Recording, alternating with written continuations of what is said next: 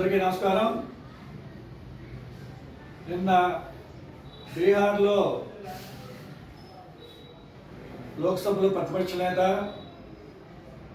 Congress party అగ్రనాయకుడైన Rahul Gandhi గారిని బీహార్లోని Ambedkar hostel విద్యార్థులు ఆహ్వానిస్తే వారితో సంభాషించడానికి వెళ్ళిన సందర్భంలో రాహుల్ గాంధీని ఆపడాన్ని కాంగ్రెస్ పార్టీ ఖండిస్తుంది. ఎట్లా ఉందంటే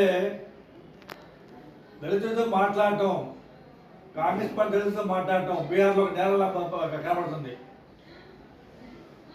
దళిత సమస్యలు తెలుసుకోవడం, వాటిని పరిష్కరించడానికి ప్రయత్నించడం కూడా తప్పులా ఉంది. కాబట్టి ఇలా పరిస్థితులు రాబోయే రోజుల్లో తీవ్రమైన అవకాశం ఉంది. కాబట్టి రాహుల్ గాంధీ గారు ముఖ్యంగా దళితుల కోసం చేస్తున్న ప్రయత్నాలు చాలా గొప్పగా ఉన్నాయి.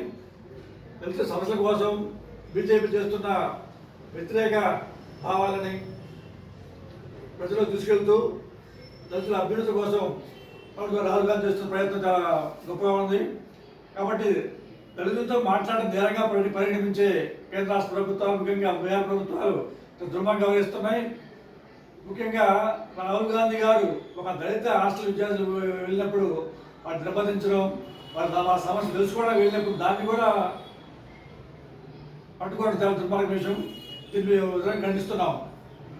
ఎందుకంటే ఇలా ఇదే పరిస్థితులు రాబోయే రోజుల్లో ఇదే రకంగా ముందుకెళ్తే కేంద్ర రాష్ట్రాలు కూడా దళితులు ప్రజాస్వామ్యాలు వ్యతిరేకంగా వెళ్ళే అవకాశం ఉంది బీజేపీకి. కాబట్టి రాబోయేది కాంగ్రెస్ ప్రభుత్వమే, రాబోయేది పూర్తిగా కాంగ్రెస్ ప్రభుత్వం అనే విషయాన్ని మీకు తెలుసుకోవాల్సిన అవసరం ఎంతగా ఉంది.